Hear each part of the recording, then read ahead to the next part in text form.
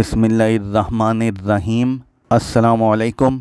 बात हो जाए हवा के उस कम दबाव की जो जनूबी पाकिस्तान को मुतासिर कर सकता है। अगले हफ्ते में सुबह सिंध और मुल्का इलाकों में मौसलाधार बारिशों के इम्कानात मौजूद हैं। कराची शहर में भी मौसलाधार बारिशें हो सकती हैं। लेकिन पहले आप हमारा चैनल धूप छाँव ऑफिशियल इसको लाजमी सब्सक्राइब करें ताकि आपको हमारे तमाम अपडेट्स टाइमली मिलते रहें और कोई भी वेदर रिलेटेड अपडेट आप मिस ना कर दें। तो मेक श्योर इस चैनल को पहले लाजमी सब्सक्राइब कर लें। बात करते हैं अब बादलों की। बर्र-ए-सग़ीर में इस वक्त क्या पोजीशन है, मौसम कैसा है। इस वक्त हम देख रहे हैं कि पाकिस्तान के शुमाली इलाकों के साथ साथ काफ़ी गहरे बादल मौजूद हैं और साथ साथ खलीज बंगाल में भी काफ़ी गहरे बादल इस वक्त मौजूद हैं और नम हवाएं इस वक्त शुमाल मशरक़ी पंजाब की तरफ पहुंच रही हैं और अगले 2-3 दिनों में इन तमाम इलाकों में मौसलाधार बारिशों के इम्कानात हैं।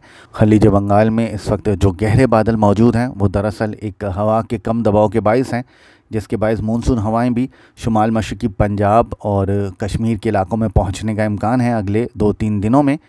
ये हवा का कम दबाव अगले 2-3 दिनों में वेस्ट की जानिब यानी मगरिब की जानिब ट्रैवल कर सकता है और दैन ये 4 या 5 सितंबर के आसपास ये गुजरात के पास पहुंच सकता है और साथ साथ ये अरेबियन सी के पास भी पहुंच सकता है और इसी दौरान इसकी शिद्दत में मज़ीद इजाफे का इम्कान है और ऐसा लग रहा है कि अगले हफ्ते के दौरान इसकी शिद्दत काफ़ी ज़्यादा हो सकती है और सुबह सिंध के पास आते हुए ये एक वेल मार्क्ड लो में तब्दील हो सकता है, जिसके नतीजे में सुबह सिंध के जनूबी इलाकों में ख़ास तौर पे मौसलाधार बारिशों के इम्कानात हैं।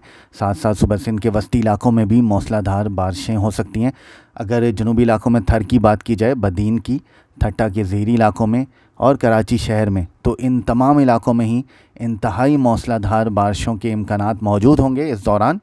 और जैसे जैसे ये हवा का कम दबाव आगे बढ़ेगा तो 4 या 5 सितंबर से सुबह सिंध के कुछ इलाकों में गरज चमक के बादल बन सकते हैं। इनिशली 6 और 7 सितंबर यानी 6 और 7 सितंबर से इस सिलसिले का फैलाव सुबह सिंध में काफ़ी दूर दराज इलाकों तक फैल जाने के इम्कानात मौजूद हैं और इस दौरान सुबह सिंध के जनूबी इलाकों में ख़ास तौर पे मौसलाधार बारिशों का सिलसिला शुरू हो सकता है। जनूब मशरक़ी इलाकों में 7 सितंबर से मौसलाधार बारिशों के इम्कानात मौजूद हैं सुबह सिंध में, जबकि ज़ेरी तमाम इलाकों में 8 से 10 सितंबर के दौरान मौसलाधार इंतहाई मौसलाधार बारिशें भी हो सकती हैं।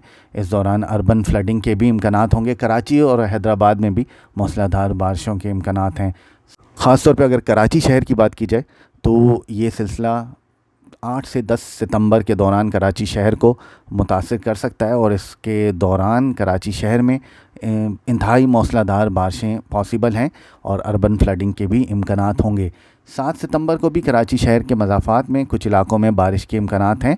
7 सितंबर को भी कराची शहर के अंदर बारिश हो सकती है, लेकिन बारिश का जो एक पीक डे होता है वो 8 सितंबर से उम्मीद है कि शुरू होगा और 8 से 10 सितंबर के दौरान कराची शहर में इंतहाई मौसलाधार बारिशें हो सकती हैं। एक बात जो इस हवा के कम दबाव के बारे में बता दूं वो ये कि ये इंतहाई स्लो मूविंग हो सकता है।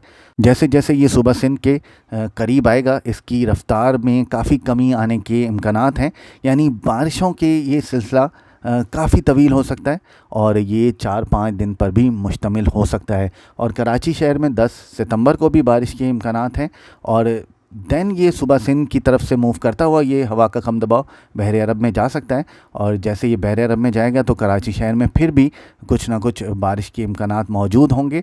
10 और 11 सितंबर तक भी कराची शहर में कुछ ना कुछ बारिश हो सकती है। 10 सितंबर को तो अच्छी बारिश हो सकती है कराची शहर में, लेकिन 11 सितंबर को भी कुछ ना कुछ इम्कानात होंगे बारिश के।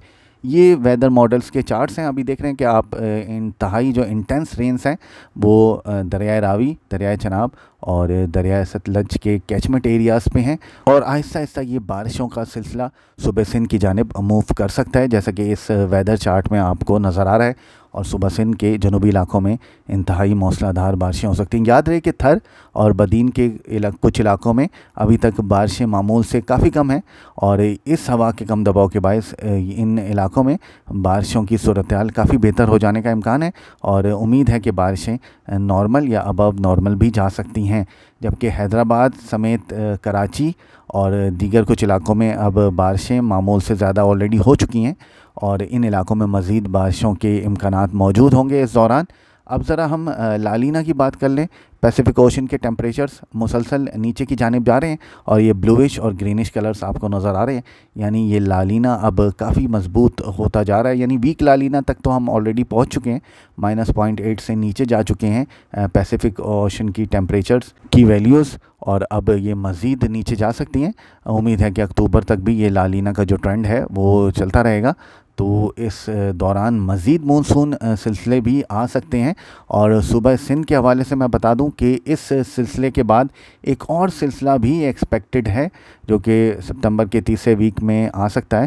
یہ تبت پہ موجود ہائی پریشر ایریا ہے جو کہ کافی مضبوط دکھائی دے رہا ہے, اور یہ جتنا طاقتور اور مضبوط ہوتا ہے اتنا صوبہ سندھ میں بارشوں کے امکانات بہتر ہوتے ہیں مونسون کے دوران, اور ہوا کے کم دباؤ جو خلیج بنگال میں بنتے ہیں وہ دین صوبہ سندھ کی طرف موو کر سکتے ہیں. تو ایسا لگ رہا ہے کہ مڈ سپٹمبر کے بعد بھی یہ تبت ہائی پریشر کافی مضبوط ہو سکتا ہے, جس کے باعث صوبہ سندھ میں ایک اور لو پریشر ایریا اثر انداز ہو سکتا ہے, اور ستمبر کے تیسرے ویک میں مزید بارشیں ہو سکتی ہیں. آلریڈی ماڈلز نے اس اپ کمنگ لو پریشر کو بھی پک کرنا شروع کیا ہے, اور سپتمبر کے سیکنڈ ویک کے اختتام پہ یہ لو پریشر خلیج بنگال میں بن سکتا ہے, جس کے بعد یہ مغرب کی جانب یا نارتھ ویسٹ کی جانب, شمال مغرب کی جانب موو کر سکتا ہے.